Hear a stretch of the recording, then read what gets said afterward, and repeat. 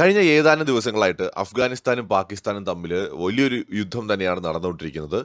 പാകിസ്ഥാൻ അവരുടെ കൈവശമുള്ള എയർക്രാഫ്റ്റുകൾ ഉപയോഗിച്ച് അഫ്ഗാനിസ്ഥാനിലെ ചില പ്രദേശങ്ങളിൽ ആക്രമണം നടത്തുന്നു. കാബൂൾ അടക്കമുള്ള സ്ഥലങ്ങളിലാണ് ആക്രമണം നടത്തുന്നത്. ഈ ആക്രമണത്തിൽ സ്ത്രീകളും കുട്ടികളും അടക്കം നിരവധി പേര് മരണപ്പെട്ടിട്ടുണ്ട്. അതിൽ തന്നെ ഇന്നലെ വന്നൊരു വാർത്ത, ഒരു ഫാമിലിയിലെ 16-17 പേര് ഒന്നിച്ച് ആക്രമണത്തിൽ മരണപ്പെട്ടു എന്നുള്ളതാണ്. അപ്പോൾ സ്വാഭാവികമായിട്ട് പാകിസ്ഥാന്റെ കൈവശമുള്ളത് പോലത്തെ എയർക്രാഫ്റ്റ് ഒന്നും അഫ്ഗാനിസ്ഥാന്റെ കയ്യിലില്ല. അഫ്ഗാനിസ്ഥാൻ താരതമ്യേന താലിബാൻ അധികാരം പിടിച്ചിട്ട് കുറച്ച് നാളുകളെ ആയിട്ടുള്ളൂ. മാത്രമല്ല, ലോക രാജ്യങ്ങളിൽ നിന്ന് ഏറെക്കുറെ ഒറ്റപ്പെട്ട് നിൽക്കുകയാണ്. സഹായത്തിനായിട്ടൊക്കെ ഒരു പരിധിവരെ ഇന്ത്യയൊക്കെ ഉള്ളൂ.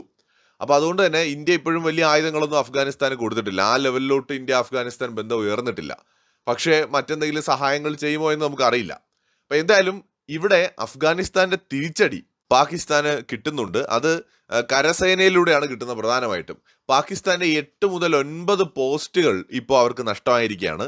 അതിർത്തിയിലുള്ള പാകിസ്ഥാന്റെ പോസ്റ്റുകൾ ഇപ്പോൾ അഫ്ഗാനിസ്ഥാൻ സൈന്യം പിടിച്ചെടുത്തിരിക്കുകയാണ്. അതിന്റെ ദൃശ്യങ്ങളൊക്കെ കണ്ടിരുന്നു.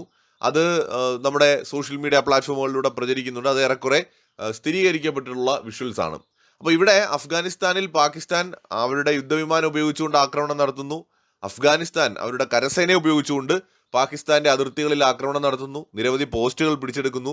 പാകിസ്ഥാൻ സൈനികരും അഫ്ഗാനിസ്ഥാന്റെ പിടിയിലായിട്ടുണ്ട്. അതിൻ്റെയും ദൃശ്യങ്ങൾ കണ്ടിരുന്നു. അതായത് പാകിസ്ഥാന് വലിയൊരു എതിരാളി കൂടി റീജിയണിൽ ഉണ്ടാവുന്നു എന്ന് വ്യക്തമാണ്. നേരത്തെ ഇന്ത്യയും പാകിസ്ഥാനും തമ്മിലൊക്കെയാണ് പ്രശ്നങ്ങൾ ഉണ്ടായിരുന്നത് എങ്കിൽ ഇപ്പോൾ അതിനേക്കാൾ തീവ്രമായ പ്രശ്നങ്ങൾ അഫ്ഗാനിസ്ഥാനും പാകിസ്ഥാനും തമ്മിൽ ഉണ്ടാവുകയാണ്. അഫ്ഗാനിസ്ഥാന്റെ കാര്യം പറയുമ്പോൾ ശരിക്കും അഫ്ഗാനിസ്ഥാനെ പാകിസ്ഥാൻ ഒരിക്കലും വില കുറച്ച് കാണാൻ പറ്റില്ല. കാരണം കഴിഞ്ഞ 10-20 വർഷം അമേരിക്കൻ സൈന്യത്തോട് യുദ്ധം ചെയ്ത് പിടിച്ചു നിന്ന ഒരു സൈന്യമാണ് ഇന്നത്തെ അഫ്ഗാനിസ്ഥാൻ ഭരിക്കുന്ന താലിബാൻ എന്ന് പറയുന്നത്.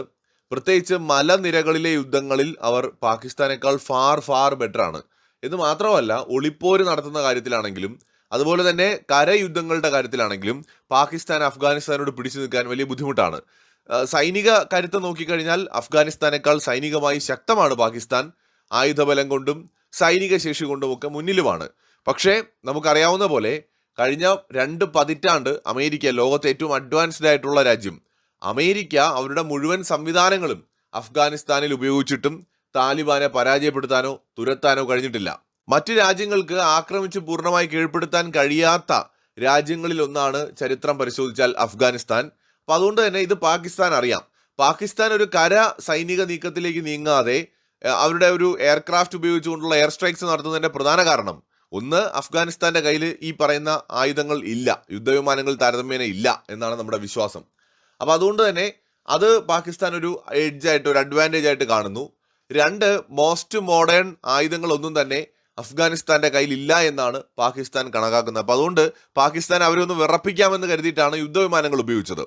പക്ഷേ അഫ്ഗാനിസ്ഥാൻ അങ്ങനെയൊന്നും വിറക്കില്ല. പ്രത്യേകിച്ച് ഈ പറഞ്ഞ താലിബാൻ കഴിഞ്ഞ കുറെ പതിറ്റാണ്ടുകളായിട്ട് യുദ്ധരംഗത്ത് എക്സ്പീരിയൻസ് ഉള്ള ഒരു സൈന്യമാണ്.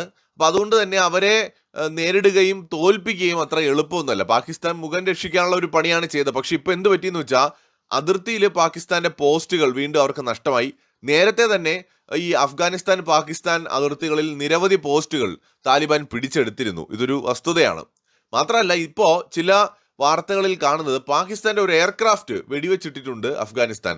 അപ്പോൾ അത് ഏത് എയർക്രാഫ്റ്റ് ആണെന്ന് നമുക്കറിയില്ല. ഒഫീഷ്യൽ കൺഫർമേഷൻ പാകിസ്ഥാന്റെ ഭാഗത്തുനിന്ന് വന്നിട്ടില്ല.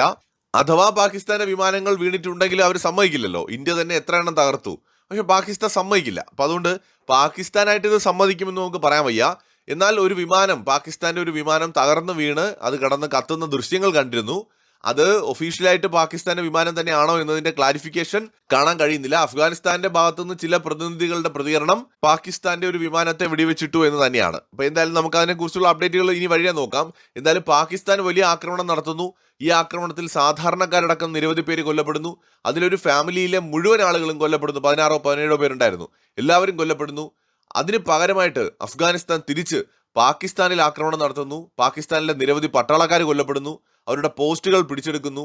അതുപോലെ നിരവധി പട്ടാളക്കാർ പിടിയിലാവുന്നു. അപ്പോൾ ഇതാണ് ഇപ്പോഴത്തെ ഈ ഒരു മേഖലയിൽ നടക്കുന്ന സംഘർഷങ്ങളുടെ ഒരു നിലവിലെ സാഹചര്യം. മറ്റൊരു വീഡിയോയുമായി വീണ്ടും വരാം.